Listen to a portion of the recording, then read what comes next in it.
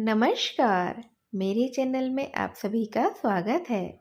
आज मैं आप सबके लिए लेकर आई हूँ कथा सम्राट मुंशी प्रेमचंद्र जी की प्रसिद्ध उपन्यास सेवा सदन का अगला भाग।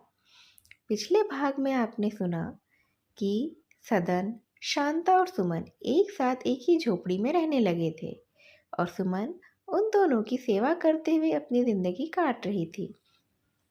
लेकिन उसे ऐसा लग रहा था कि वे दोनों उसका निरादर करना चाहते हैं या उसके साथ रहना नहीं चाहते हैं। यहीं दूसरी ओर वेश्याओं के लिए एक अलग से भवन का निर्माण किया गया था और सबको यह डर था कि वेश्याएं वहां जाने में आनाकानी करेंगी। लेकिन वेश्याएं तो वहां बहुत ही खुशी खुशी जाने के लिए तैयार हो चुकी थीं और सारी की सारी दाल मंडी एक ही दिन में खाली हो चुकी थी और चारों तरफ सन्नाटा सा छा गया था। अब आगे महबूब जान एक धन संपन्न वेश्या थी। उसने अपना सर्वस्व ही अनाथालय के लिए दान कर दिया था। संध्या समय सब वेश्याएं उसके मकान में एकत्रित हुईं। वहां एक महती सभा हुई। शाहजादी ने कहा, बहनों, आज हमारी जिंदगी का एक नया दौर शुरू होता है। खुदा ताला हमारे इरादे में बरकत दे और हमें नेक रास्ते पर ले जाए। हमने बहुत ही दिन बेशर्मी और जिल्लत की जिंदगी बसर की है। बहुत दिन शैतान की कैद में रहे हैं। बहुत दिनों तक हमारी रूह और ईमान का खून किया और बहुत दिनों तक मस्ती और ऐश परस्ती में भूली रही। इस दाल मंडी की जमीन हमारे गुनाहों से स्याह हो रही है। आज खुदाबंद करीम ने हमारी हालत पर रहम करके हमें कैदे गुनाह से निजात दी है। इसके लिए हमें उसका शुक्र करना चाहिए। इसमें शक नहीं है कि हमारी कुछ बहनों को यहाँ से जलावतन होने का कलंक होता होगा और इसमें भी शक नहीं है कि उन्हें आने वाले दिन तारीक नज़र आते होंगे। उन बहनों से मेरी यही इल्तमास है कि खुदा के रिज्क का दरवाज़ा कभी बंद नहीं किया है। आपके पास वह हुनर है कि उसके करंददा हमेशा रहेंगे।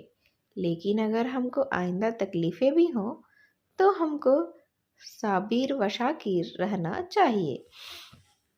हमें आइंदा जितनी भी तकलीफ़ें भी हों तो भी हमको साबिर या शाकिर रहना ही चाहिए। हमें आइंदा इस तरह से कभी भी गुनाहों का बोझ हल्का करने की कोशिश करनी चाहिए। मैं फिर से खुदा से दुआ करती हूँ कि वह हमारे दिलों को अपनी रोशनी से रोशन करे और हमें राह नेक पर लाने की तौफीक दे। राम भोलीबाई बोली, हमें पद्म सिंह शर्मा को हृदय से धन्यवाद देना चाहिए, जिन्होंने हमको धर्म मार्ग दिखाया है। उन्हें परमात्मा सदा ही सुखी रखे। जोहरा जान बोली, मैं अपनी बहनों से तो यही कहना चाहती हूँ कि वह आइंदा से हलाल हराम का ख्याल रखें। गाना बजाना हमारे लिए हलाल है। इसी हुनर में कमाल हासिल करो। बदकार रईसों की शोहबत का खिलौना बनना छोड़ देना चाहिए। बहुत दिनों तक गुनाह की गुलामी की है। अब हमें अपने को आज़ाद करना चाहिए। हमको खुदा ने क्या इसीलिए पैदा किया कि अपना हुस्न, अपनी जवानी, अपनी रूह, अपना ईमान और अपनी गैरत यानी हया हरामकार शोहबत परस्त आदमियों की नज़र करें। जब कोई मनचला नौजवान रईस हमारे ऊपर दीवाना हो जाता है तो हमको कितनी खुशी होती है। हमारी नायिका फूली नहीं समाती। सब सफरदाई बगलें बजाने लगते हैं और हमें तो ऐसा मालूम होता है गोया सोने की चिड़िया ही फंस गई। लेकिन बहनों, यह हमारी हिमाकत है। हमने उसे अपने दाम में नहीं फंसाया बल्कि उसके खुद के दाम में फंस गई। उसने सोने और चांदी से हमको खरीद लिया। इसमें अपनी असमत जैसी बेबहा जिन्स को खो बैठी हैं। आइंदा से हमारी वह वतीरा होनी चाहिए कि अगर अपने में से किसी को बुराई करते देखें तो उसे उसी वक्त बिरादरी से खारिज कर दे। सुंदरबाई ने कहा, जोहरा बहन ने बहुत ही अच्छी तजवीज़ की है। मैं भी यही चाहता हूँ। अगर हमारे यहाँ किसी की आमदरफ्त होने लगे तो पहले यह देखना चाहिए कि वह कैसा आदमी है। अगर उसे हमसे मोहब्बत हो और अपना दिल भी उस पर आ जाए तो शादी करनी चाहिए। लेकिन अगर वह शादी ना करके महज शोहबत परस्ती के इरादे से आता हो तो उसे फौरन दुत्कार देना चाहिए। हमें अपनी इज्जत कौड़ियों पे नहीं बेचनी चाहिए। राम प्यारी ने कहा। स्वामी गजानंद ने हमें एक किताब दी है जिसमें लिखा है कि सुंदरता हमारे पूर्व जन्म के अच्छे कर्मों का फल है, लेकिन हम अपने पूर्व जन्म की कमाई भी इस जन्म में नष्ट कर देती हैं। जो बहनें जोहरा की बात को पसंद करती हों वह हाथ उठा दे। इस पर 20 से 25 वेश्याओं ने हाथ उठाए। तब राम प्यारी ने फिर से कहा, जो इसे पसंद नहीं करती वह भी अपना हाथ उठा दे। इस पर एक भी हाथ नहीं उठा। राम प्यारी ने कहा, कोई हाथ न उठा। इसका आशा है कि हमने जोहरा की बातें मान ली। आज का दिन मुबारक है। वृद्धा महबूब जान बोली,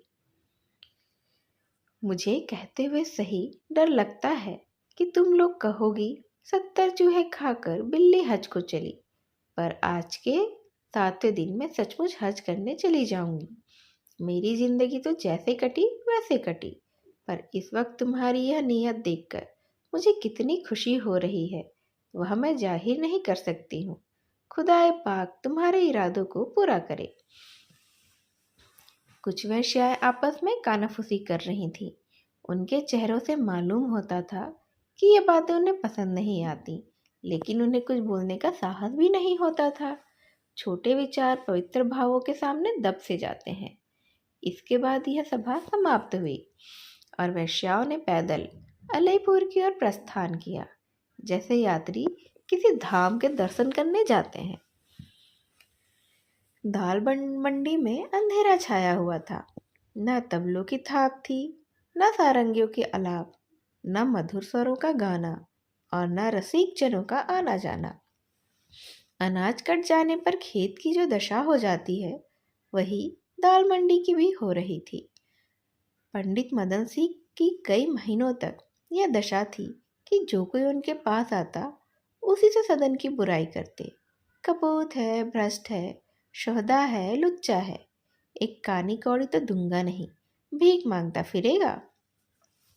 तभी उसे आटे दाल का भाव मालूम होगा। पद्म सिंह को दान पत्र लिखने के लिए कई बार लिखा। भामा कभी सदन की चर्चा करती तो उससे भी बिगड़ जाते। घर से निकल जाने की धमकी देते, कहते जोगी हो जाऊंगा, सन्यासी हो जाऊंगा, लेकिन उस छोकरे का मैं कभी मुंह नहीं देखूंगा। इसके पश्चात उनकी मानसिक अवस्था में एक परिवर्तन हुआ। उन्होंने सदन की चर्चा करना ही छोड़ दिया। यदि कोई उसकी बुराई करता तो कुछ अनमने से हो जाते। कहते, भाई अब क्यों उसे कोसते हो? जैसा उसने किया वैसा आप भुगतेगा। अच्छा है या बुरा, मेरे पास से तो दूर है। अपने 4 पैसे कमाता है, खाता है, पड़ा रहने दो। लाला बैजनाथ उनके बहुत मुंह लगे थे। एक दिन वह खबर लाए कि उमानाथ ने सदन को कई हजार रुपए दिए हैं। अब नदी पार मकान बना रहा है, एक बगीचा भी लगवा रहा है, चूना पीसने की एक कल्ली है, खूब रुपए कमाता है और उड़ाता है। मदन सिंह ने झुंझलाकर कहा, तो क्या चाहते हो कि वह भीख मांगे, दूसरों की रोटियां तोड़े? उमानाथ उसे रुपये क्या देंगे? अभी एक का चंदे से ब्याह किया है। आप टके टके को मोहताज हो रहे हैं। सदन ने जो कुछ किया होगा अपनी ही कमाई से किया होगा। वह लाख बुरा हो, निकम्मा नहीं है। अभी वह जवान है, शौकीन है, अगर कमाता है तो उड़ाता है, तो किसी को क्यों बुरा लगता है? तुम्हारे इस गांव के कितने ही लौंडे हैं जो एक पैसा भी नहीं कमाते, लेकिन घर से रुपये चुरा कर ले जाते हैं और चमारिनों को पेट भरते हैं। सदन तो उनसे कहीं अच्छा है। मुंशी बैजनाथ लज्जित से हो गए थे।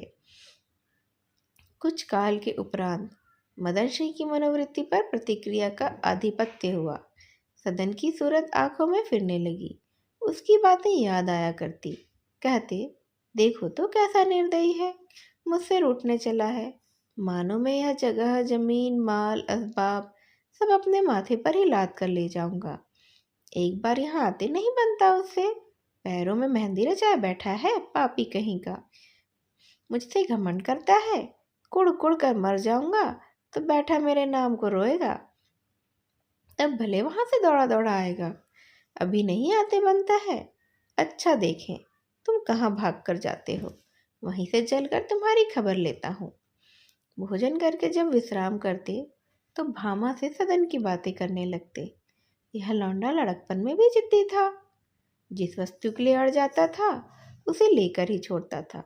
तुम्हें याद आता होगा, एक बार मेरी पूजा की झोली के बस्ते के वास्ते कितना महनामत मचाया था और उसे लेकर ही चुप हुआ था। बड़ा हठी है, देखो तो उसकी कठोरता। एक पत्र भी नहीं भेजता, चुपचाप कान में तेल डाले बैठा है, मानो हम लोग तो मर गए हैं। भामा ये बातें सुनती और रोती।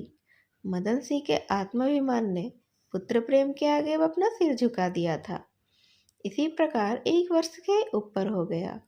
मदन सिंह बार बार सदन के पास जाने का विचार करते, पर उस विचार को कार्य रूप में न ला सकते थे।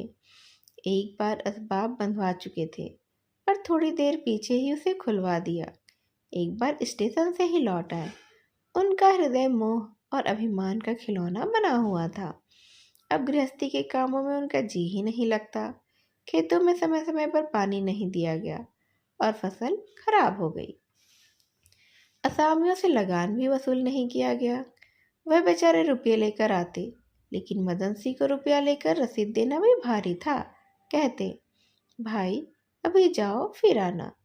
गुड़ घर में धरा धरा पसीजा गया, उसे बेचने का प्रबंध भी नहीं किया।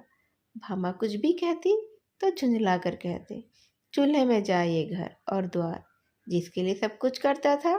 जब वही ही नहीं है तो गृहस्थी मेरे किस काम की है। अब उन्हें ज्ञात हुआ कि मेरा सारा जीवन, सारी धर्मनिष्ठा, सारी कर्मशीलता और सारा आनंद केवल एक आधार पर अवलंबित था, और वह आधार था सदन का। इधर कई दिनों से पद्मसिंह भी नहीं आए थे। एक बड़ा कार्य संपादन करने के उपरांत चित्त पर जो शिथिलता छा जाती है, वही अवस्था उनकी हो रही थी।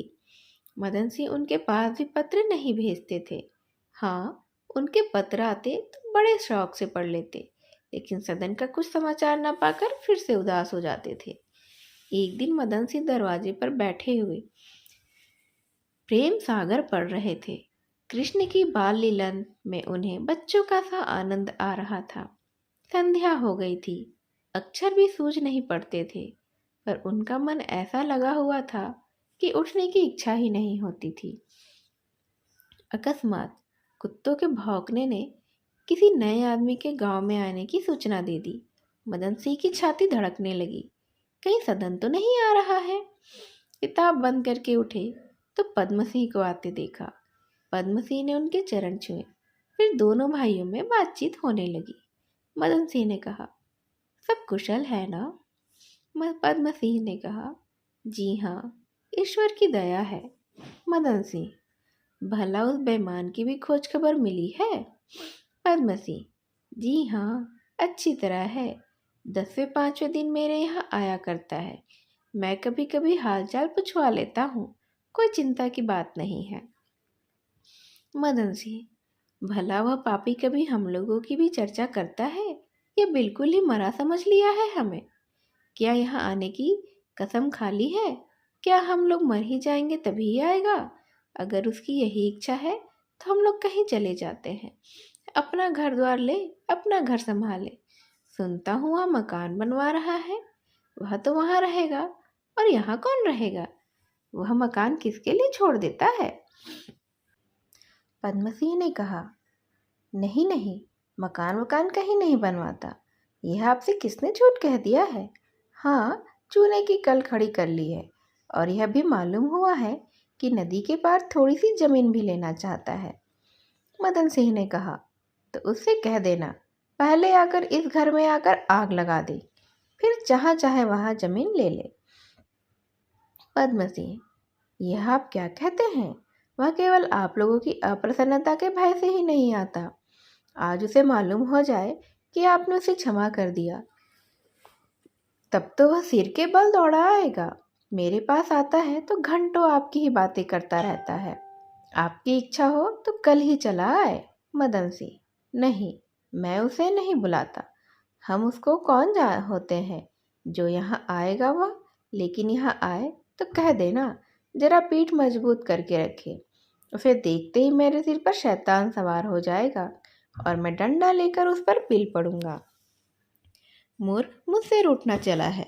तब नहीं रूठा जब पूजा के समय पोथी पर लार अपनी टपकाता था, खाने की थाली के पास पेशाब करता था। उसके मारे कपड़े साफ नहीं रह पाते थे। उजले कपड़ों को तरस कर रह जाता था मैं।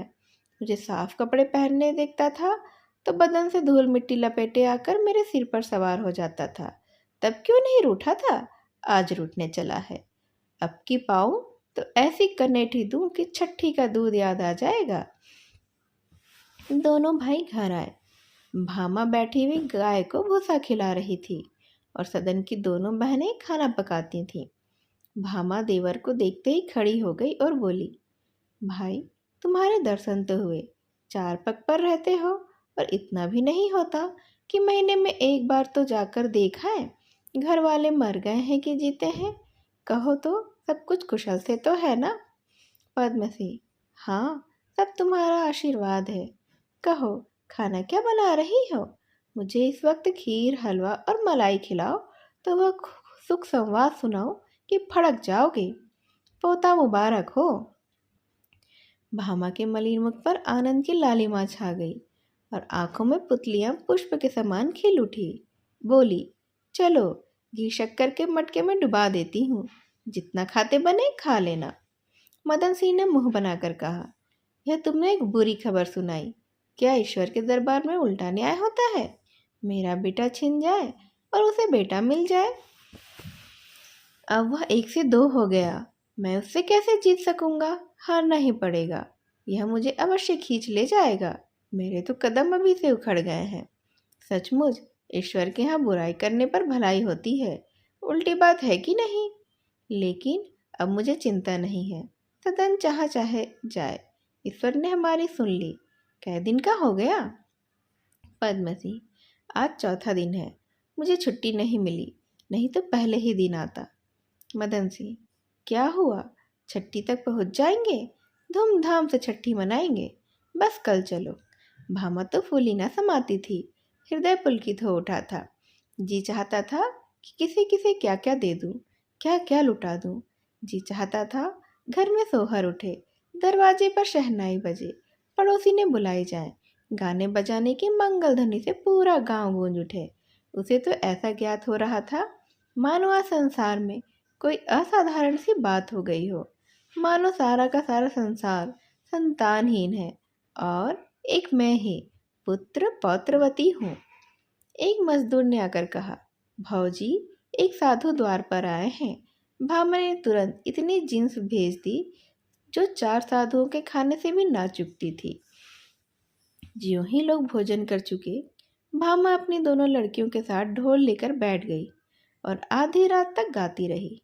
जिस प्रकार कोई मनुष्य लोभ के वश होकर आभूषण चुरा लेता है, पर विवेक होने पर उसे देखने में भी लज्जा आती है, उसी प्रकार सदन भी सुमन से बचता फिरता था।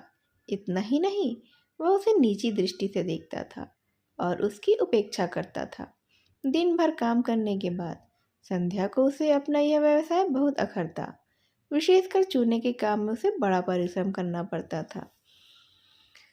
वह सोचता, इसी सुमन के कारण मैं यूँ घर से निकल गया हूँ। इसी ने मुझे यह वनवास दे रखा है। कैसे आराम से घर पर रहता था। ना कोई चिंता थी, ना कोई झंझट। चैन से खाता था और मौज करता था। इसी ने मेरे लिए सिर पर यह मुसीबत ढा दी। प्रेम की पहली उमंग में उसने उसका बनाया हुआ भोजन खा लिया था, पर अब उसे बड़ा पछतावा होता था। वह चाहता था कि किसी प्रकार से इससे गला छूट जाए, पर वही सदन है जो सुमन पर जान देता था। उसकी मुस्कान पर, मधुर बातों पर, कृपा कटाक्ष पर अपना पूरा जीवन तक न्यौछावर करने के लिए तैयार था। पर सुमन आज उसकी दृष्टि में इतनी गिर गई है, वह स्वयं अनुभव करके भी भूल जाता था कि मानव प्रकृति कितनी चंचल है। सदन ने इधर वर्षों से लिखना पढ़ना छोड़ दिया था और जब से चूने की कल की थी तो वह दैनिक पत्र भी पढ़ने का अवकाश नहीं पाता था। अब वह समझता था पढ़ना उन लोगों का काम है जिन्हें कोई काम ही नहीं है, जो सारे दिन पड़े पड़े मक्खियाँ मारा करते हैं। लेकिन उसे बालों को संवारने, हारमोनियम बजाने के लिए ना मालूम कैसे अवकाश तो मिल ही जाता था। कभी कभी पिछली बातों का स्मरण करके वह मन में कहता, मैं उस समय कैसा मूर्ख था, इसी सुमन के पीछे लट्टू हो रहा था। वह अब अपने चरित्र पर घमंड करता था। नदी के तट पर वह नित्य स्त्रियों को देखा करता था, पर कभी भी उसके मन में कुभाव नहीं पैदा होते थे। सदन इसे अपना चरित्र बल ही समझता था। लेकिन जब गर्भिणी शांता के प्रसूति का समय निकट आया और वह बहुधा अपने कमरे में बंद, मलिन, शिथिल पड़ी रहने लगी, तो सदन मालूम हुआ कि मैं बहुत धोखे में था। जिसे मैं चरित्र बल समझता था वह वास्तव में मेरी तृष्णाओं की संतुष्टि होने का फल मात्र था। अब वह काम पर से लौटता तो शांता मधुर मुस्कान के साथ उसका स्वागत नहीं करती। वह अपनी चारपाई पर पड़ी रहती थी। कभी उसके सिर में दर्द होता तो कभी शरीर में, कभी ताप चढ़ जाता तो कभी मतली होने लगती थी। उसका मुखचंद्र भी कांतिहीन हो गया था। मालूम होता था शरीर में रक्त ही नहीं है। सदन को उसकी यह दशा देखकर दुख होता। वह घंटों उसके पास बैठकर उसका दिल बहलाता रहता, लेकिन उसके चेहरे से मालूम होता था कि उसे वहां बैठना तो अखर रहा है। वह किसी न किसी बहाने से जल्द ही उठ जाना चाहता। उसकी विलास तृष्णा ने मन को फिर से चंचल करना शुरू किया। कुवासनाएं उठने लगी। वह युवती मल्लाहिनों से हंसा करता। गंगा तट पर जाता तो नहाने वाली स्त्रियों को कुदृष्टि से देखता। यहाँ तक कि एक दिन इस वासना से विहल होकर वह दाल मंडी की ओर चला। वह कई महीनों से इधर नहीं आया था। 8 बज गए थे। कामभोग की प्रबल इच्छा उसे बढ़ाए लिए जाती थी। उसका ज्ञान और विवेक इस समय इस आवेग के नीचे दब गया था। वह कभी 2 पग आगे चलता, कभी चुपचाप से खड़ा होकर कुछ सोचता और पीछे फिरता, लेकिन 2-4 कदम चलकर वह फिर लौट पड़ता। इस समय उसकी दशा उस रोगी की सी हो रही थी जो मीठे मीठे पदार्थ को सामने देखकर उस पर टूट पड़ता है और पथ्यापथ्य का विचार नहीं करता है। लेकिन जब वह दाल मंडी में पहुंचा तो गली में वह चहल पहल नहीं देखी जो उसे पहले दिखाई देती थी। पान वालों की दुकानें 2-4 थीं, लेकिन नान बाइयों और हलवाइयों की दुकानें तो बंद थीं। कोठों पर वैश्याएं झांकती हुई दिखाई नहीं दी। न सारंगी और न तबले की ही आवाज सुनाई दी। अब उसे याद आया कि वैश्याएं तो यहाँ से चली गई हैं। उसका मन खिन्न हो गया, लेकिन एक क्षण में उसे एक विचित्र आनंद का अनुभव हुआ। उसने अपने काम प्रवृत्ति पर विजय पा ली, मानो वह किसी कठोर सिपाही के हाथ से छूट गया है। सिपाही उसे नीचे ले जाता था। उसके पंजे से अपने को छुड़ा लेने के उसमें सामर्थ्य भी नहीं था। पर थाने में पहुंचकर सिपाही ने देखा कि थाना तो बंद है। ना थानेदार है, ना कांस्टेबल है, ना चौकीदार है। सदन को अब अपने मन की दुर्बलता पर थोड़ी लज्जा आई। उसे अपने मनोबल पर जो घमंड था वह चूर चूर हो गया। वह लौटना चाहता था, पर जी में आया कि आया हूँ तो अच्छी तरह से सैर क्यों ना कर लूँ। आगे बढ़ा तो वह मकान दिखाई दिया जिसमें सुमन रहती थी। वहाँ गाने की मधुर ध्वनि उसके कान में आई। उसने आश्चर्य से ऊपर देखा तो एक बड़ा सा साइन बोर्ड दिखाई दिया। उस पर लिखा था संगीत की पाठशाला। सदन ऊपर चढ़ गया। इसी कमरे में वह महीनों सुमन के पास बैठा था। उसके मन में कितनी ही पुरानी स्मृतियां आने लगी। वह एक बेंच पर बैठ गया और गाना सुनने लगा। 20-25 मनुष्य बैठे हुए और एक वृद्ध पुरुष उन सबको बारी बारी से सिखा रहा था। वह ज्ञान विद्या में निपुण मालूम होता था। सदन का गाना सुनने में ऐसा मन लगा कि वह 15 मिनट तक वहीं बैठा रहा। उसके मन में बड़ी उत्कंठा हुई कि मैं भी गाना सीखने आया करता, पर एक तो उसका मकान यहाँ से बहुत दूर था, दूसरे स्त्रियों को अकेले छोड़कर रात को आना कठिन था। वह उठना ही चाहता था कि इतने में उसी गायनाचार्य ने सितार पर यह गाना शुरू किया।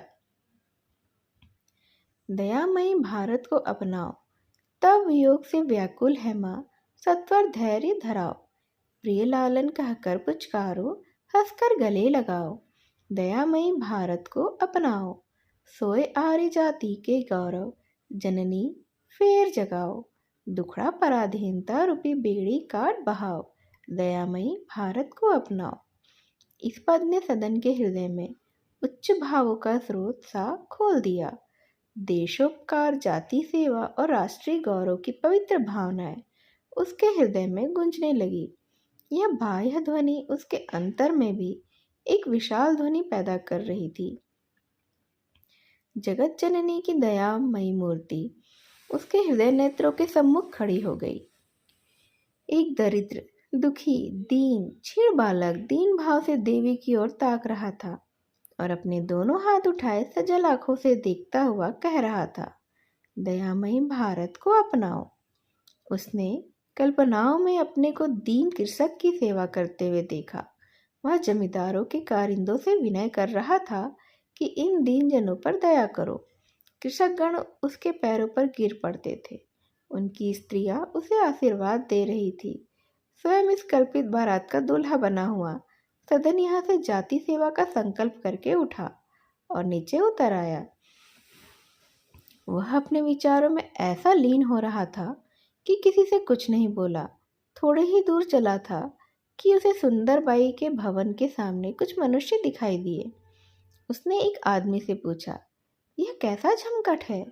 मालूम हुआ है कि आज कुंवर अनिरुद्ध सिंह यहाँ एक कृषि सहायक सभा खोलने वाले हैं। सभा का उद्देश्य होगा किसानों को जमींदारों के अत्याचारों से बचाना। सदन के मन में अभी अभी कृषकों के प्रति जो सहानुभूति प्रकट हुई थी वह मंद पड़ गई।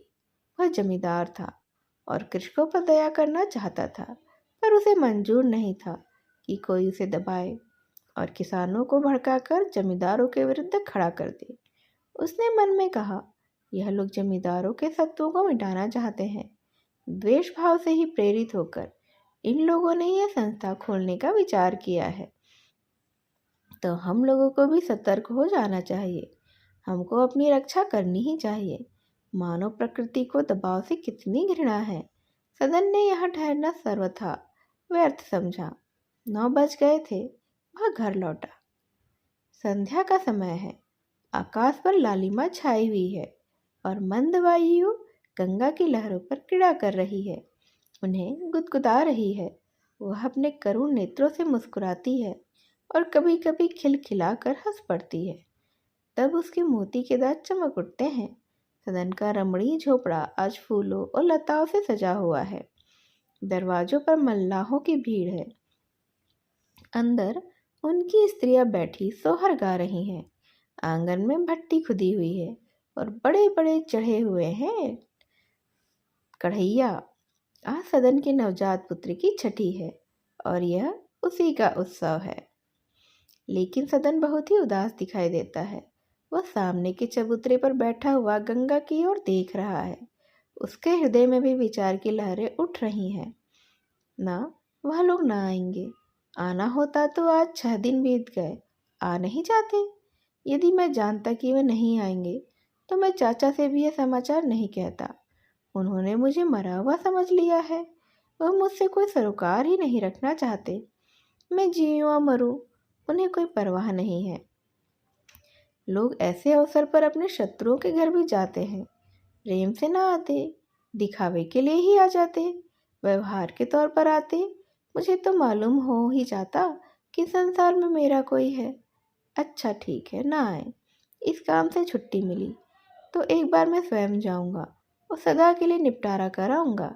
लड़का कितना सुंदर है, कैसे लाल लाल होठ हैं, बिल्कुल मुझी को पड़ा है। हाँ, आंखें शांता की हैं। मेरी ओर कैसे ध्यान से टुक टुक ताकता था। दादा को तो मैं नहीं कहता, लेकिन अम्मा उसे देखे तो एक बार गोद में अवश्य ही ले लेगी। एकाएक सदन के मन में यह विचार आया, अगर मैं मर जाऊं तो क्या हो? इस बालक का पालन कौन करेगा? कोई भी नहीं। नहीं, मैं मर जाऊं तो दादा को अवश्य उस पर दया आ जाएगी। वह इतने भी निर्दयी तो नहीं हो सकते। जरा देखूं सेविंग बैंक में मेरे कितने रुपए हैं। अभी तक 1000 भी पूरा नहीं, ज़्यादा नहीं। अगर 50 रुपये महीना भी जमा करता जाऊं तो साल भर में 600 रुपये तो हो ही जाएंगे। ज्यों ही 2000 पूरे हो जाएंगे घर बनवाना शुरू कर दूंगा। 2 कमरे सामने, 5 कमरे भीतर। दरवाजे पर मेहराबदार सायवान, पटाव के ऊपर 2 कमरे हो तो मकान अच्छा होता है। कुर्सी भी लगाऊंगा। सदन इन्हीं कल्पनाओं का आनंद ले रहा था। चारों ओर अंधेरा छाने लगा था। इतने में उसने सड़क की ओर से एक गाड़ी आती देखी। उसकी दोनों लालटेनें बिल्ली की आंखों की तरह चमक रही थी। कौन आ रहा है? चाचा साहब के सिवा और कौन होगा? मेरा और है ही कौन। इतने में गाड़ी निकट आ गई और उसमें से मदन सिंह उतरे। उस गाड़ी के पीछे एक और गाड़ी थी। सुभद्रा और भामा उसमें से उतरी। सदन की दोनों बहनें भी थीं। जीतन कोच बक्स पर से उतरकर लालटेन दिखाने लगा। सदन इतने आदमियों को उतरते देखकर समझ गया कि घर के लोग आ गए, पर वह उनसे मिलने के लिए नहीं दौड़ा। वह समय बीत चुका था जब वह उन्हें मनाने जाता। अब उसके मान करने का समय आ गया था। वह चबूतरे पर से उठकर झोपड़े में चला गया, मानो उसने किसी को देखा ही नहीं। उसने मन में कहा, ये लोग समझते होंगे कि इनके बिना मैं बेहाल हुआ करता हूँ, और उन्हें जैसे मेरी परवाह नहीं, उसी प्रकार मैं भी उनकी परवाह नहीं करता। सदन झोपड़े में जाकर ताक रहा था कि देखे यह लोग क्या करते हैं। इतने में उसने जीतन को दरवाजे पर आकर पुकारते हुए देखा। कई मल्लाह इधर उधर से दौड़े। सदन बाहर निकल आया और दूर से ही अपने माता को प्रणाम करके किनारे खड़ा हो गया। मदन सिंह बोले, तुम तो इस तरह से खड़े हो मानो हमें पहचानते ही नहीं हो। मेरे ना सही पर माता के चरण छूकर तो आशीर्वाद ले लो। सदन, मेरे छू लेने से आपका धर्म बिगड़ जाएगा। मदन सिंह ने भाई की ओर देखकर कहा, देखते हो इसकी बातें। मैं तो तुमसे कहता था कि वह हम लोगों को भूल गया होगा, लेकिन तुम ही खींच लाए। अपने माता पिता को द्वार पर खड़े देखकर भी इसे दया नहीं आती। भामा ने आगे बढ़कर कहा, बेटा सदन, दादा के चरण छुओ। तुम बुद्धिमान होकर ऐसी बातें क्यों करते हो? सदन अधिक मान न कर सका। आंखों में आंसू भरे पिता के चरणों पर गिर पड़ा। मदन सिंह भी रोने लगे। इसके बाद वह माता के चरणों पर गिरा। भामा ने उठाकर छाती से लगा लिया और आशीर्वाद दिया। प्रेम, भक्ति और क्षमा का कैसा मनोहर, कैसा दिव्य, कैसा आनंदमय दृश्य है। माता पिता का हृदय प्रेम से पुलकित हो रहा है। अब पुत्र के हृदय सागर में भक्ति की तरंगे उठ रही हैं। इसी प्रेम और भक्ति की निर्मल ज्योति से हृदय की अंधेरी कोठरियां प्रकाशपूर्ण हो गई हैं। मिथ्याभिमान और लोक लज्जा या भय रूपी कीट पतंग वहां से निकल गए हैं। अब वहां न्याय, प्रेम और सद्व्यवहार का निवास है। आनंद के मारे सदन के पैर जमीन पर नहीं पड़ते।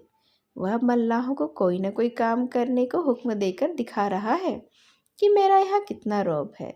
कोई चारपाई निकालने जाता है, कोई बाजार दौड़ जाता है कि मदन सिंह फूले नहीं समाते, और अपने भाई के कानों में कहते हैं, सदन तो बड़ा चतुर निकला। मैं तो समझता था किसी तरह बड़ा बड़ा दिन काट रहा होगा, पर यहाँ तो बड़ी ठाठ है। इधर भामा और सुभद्रा भीतर गईं। भामा चारों ओर चकित होकर देखती थी। कैसी सफाई है, सब चीजें ठिकाने से रखी हुई हैं।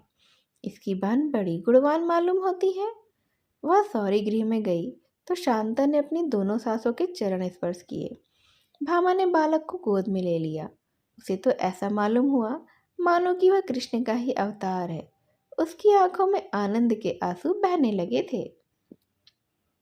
आज की कहानी बस यहीं तक। अगली कहानी सुनने के लिए आप मेरे चैनल को लाइक और सब्सक्राइब कर दीजिए। मेरी इस कहानी को यहाँ तक सुनने के लिए आप सभी का बेहद धन्यवाद। नमस्कार।